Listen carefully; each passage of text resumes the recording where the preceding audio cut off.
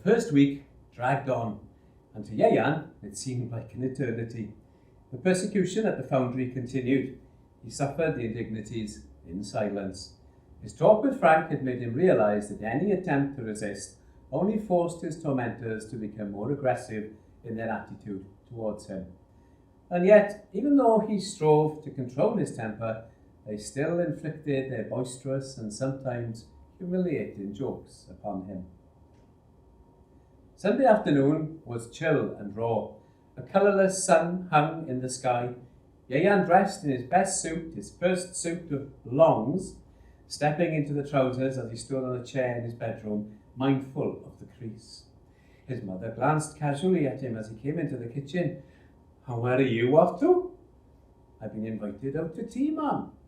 His father, seated in the armchair, smiled. "Not a young lady, I hope?" Gwynaira and Phyllis looked up from their knitting as they curled up on the sofa and giggled self-consciously. "And who's asked you to tea then?" "Frank Jones. He's a moulder at the foundry," Yayan replied. "He and Mrs. Jones are expecting me." His mother began to show interest. "Well, that's very kind of him, very kind indeed.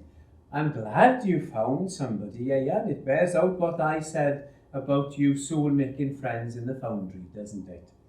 This moulder, Frank, you did say his name was Frank, didn't you? Where does he live?" "Prospect Place." "And what time are you supposed to be there?" 3 o'clock, ma'am." "I expect you won't be very late coming home," his mother hinted as he stepped up the passageway. "But have a good time and enjoy yourself." The high street was crowded with young people who walked aimlessly up and down, whispering and gesticulating. Boys and girls ogled each other, inviting an approach. Yayan hurried on. The town hall clock boomed a quarter to the hour as he crossed into Vauxhall Street. The iron bridge, named after the street, spanned a river swollen from the recent rains, a river that was yellowed by the fumes and acid from the tin works which sprawled along its banks on the outskirts of the town. The first turn into the right at the end of the street brought Yayan into Prospect Place, a row of workers' houses whose only prospect was a narrow road, potholed and bellying, which terminated at an open stretch of land made bare by the countless feet of playing children. The houses were drab-walled, neglected and shabby. On the corner stood a tall, derelict building. The house next door bore a sign over the doorway, "Fish and Chips." Farther along the street, another front parlour had been converted into a business premises. A small curtainless window was crammed with second-hand army boots, 5 and 6 a pair, boots caked with mud, some crinkled and shapeless. Yayan stopped. He looked into the windows, attracted by the unusual display. Boots, nothing else. Yayan's imagination began to play. These boots had marched in mud. The mud of Flanders, the Somme, Passchendaele, Verdun, Vimy Ridge. If he were still at school, he would have written the composition, The Story of a Pair of Boots. "Hello there, fancy anything in the window?" Yayan startled. He looked round to see Frank standing in the doorway in the distance. He stepped away from the little shop and hurried to meet his friend. Frank leaned against the door painted with a brilliant red, with a heavy knocker enamelled with black. Yayan could not take his eyes off it. It was with no little trace of embarrassment that Yayan stepped into the front parlour to meet Mrs. Jones. She was a dark-haired, pretty and rather buxom young woman with a smile as engaging as her husband's. "Hello, Yayan," she greeted, taking his cap. "Frank's been talking a lot about you lately, and it seems as if I've known you quite a long time."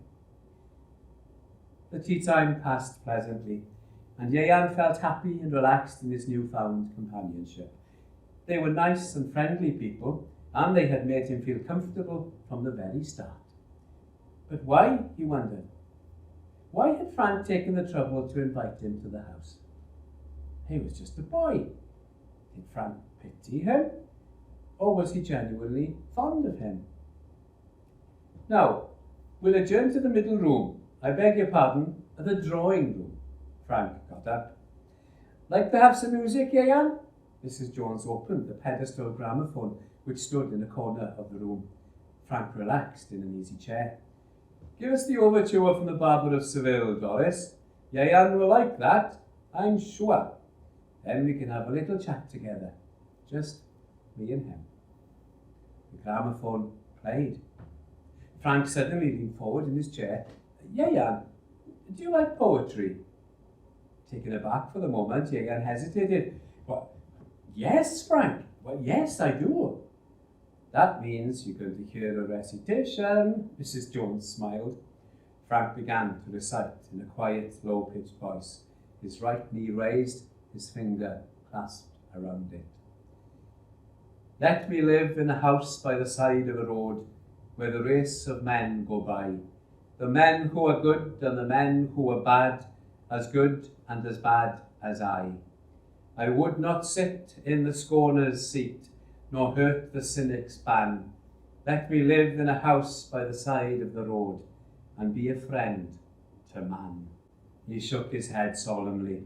What a philosophy, Ieuan, and what a man I would be if I could carry it out. A fine poem, don't you think? Yes, Ieuan replied thoughtfully. Mrs. Jones made some excuse. There were dishes to be cleared, a room to be swept. He heard her close the door behind her. Sometimes I feel I'd like to be a writer. A writer, Frank's followed priest. But what kind of a writer, Ieuan? What do you want to write about? That's a question I've never asked myself, Ieuan replied thoughtfully. I just love books. Yeah. Well, I suppose I'd like to be able to write a book someday. It's not impossible, Ieuan, not by any means. The education you've had will help a lot. But education from books isn't everything. There are many writers who have never been to school, not school as you and I know it. I should think the most important thing of all is to have experience behind you. Without experience of some sort, how can one ever hope to write a book? Here was no question of superiority. He was being treated as an equal, and his intelligence was acknowledged and respected. A clatter of dishes from the other room brought an end to the conversation. Frank stepped to the door. Mrs. Jones, her arms laden with cups and saucers and plates, glanced ruefully at him. Well, did you have your little chat? She let Frank take some of the dishes from her, and as she glanced over his shoulder, Ieuan saw the twinkle in her eyes, which belied her seeming annoyance. It's been a lovely afternoon, and I've really enjoyed myself, Frank. And Mrs. Jones, he said shyly. Then you must come again. Frank and his wife walked with him to the door. Next Sunday, Mrs. Jones invited.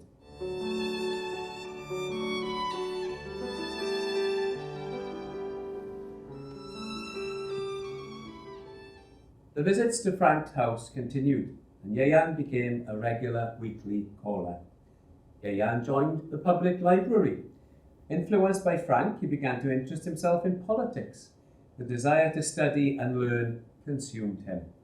The young Mulder had made him aware of the intensity of the class struggle and spoke to him of the injustices and inequalities existing in the prevailing system. And Ieuan, his perceptions sharpened, looked around him with open eyes. He saw for himself the truth of Frank's observations. Even in his own district, there was stark poverty. There was the Evans family, who lived next door but 3. So poor that once, when they were surprised by the unexpected visit of an uncle from Cardiff, they were forced to borrow a bed from Mrs. Thompson next door in order to put him up for the night. They owned not a sofa or a couch, and what furniture they had was fashioned from plywood tea chests, which the father bought for a few coppers from the grocers uptown. The Evans family's poverty gave cause for humour though, but it was ironic that the jokes concerning them were made by people who were not many degrees better off. Sean Davis, the crippled pensioner who lost his right arm in a tin works shear when a boy, would repeat his favourite anecdote about the Evanses so often that he was nicknamed Sean Repeat. So many children Jack Evans and his missus got, Sean would chuckle, stroking his stubbly chin, that in the night he just rocks them to sleep in his lap and then stands them up in a corner. Breed like rabbits do Jack and Flo, but there, making children's the only bit of pleasure they get out of life, strikes me. Yayan's mother resented the deep interest in his books and disapproved of his visits to Frank's house. I thought he was going to be a good friend to you, Yayan, she grumbled. Instead of that, I find he's only filling your mind with old socialist nonsense like what they spout from the soapboxes on the town hall square on Sunday nights. The world is all right if people would let it alone, but some folks want the heaven here as well as when they've left the earth. Towards the end of April, a noticeable slump hit the foundry. The trade depression had caught the whole town in its grip. The tin stamping, the chemical works, and the smaller factories were on part-time. In the last week of July, the foundry closed down. But to one person at least, the closing down of Bevan's foundry had come as a relief. Yayan welcomed it as a boy welcomes a holiday from school. No more waking before dawn, no more the dismal journey to the coal shop, no more greasy dungarees, the clangor, the shouting and the cursing, no more hiding in furtive corners, waiting for the hooter to release him from his prison. The tenseness had gone. He felt free at last. Now he would devote himself to his books. The days were his to do with as he liked. Let the foundry remain closed. He did not care. Before long, however, sooner than he had ever anticipated, Yayan tasted the bitterness of disillusionment once again. The source of his early despair of his writing was his father's attitude towards it. One night he stepped into the parlour. "Yayan, what's wrong with you lately?" he asked, and his voice was pregnant with anger. "You're most unsociable. Not a word from you. Your mother's on to me about you and your reading and writing. But what can I do about it? God knows I got plenty on my mind, things being as they are. No job, trying to live on the little we get from the dole. Look here, Yayan, what are you doing? What's all this writing about?" "Practice," Yayan said cheerfully, his enthusiasm burning. "Someday, I'm going to be a writer, Dad." "Writer, nonsense. What's got into you? Writer, my eye. Why, you haven't seen anything of life yet."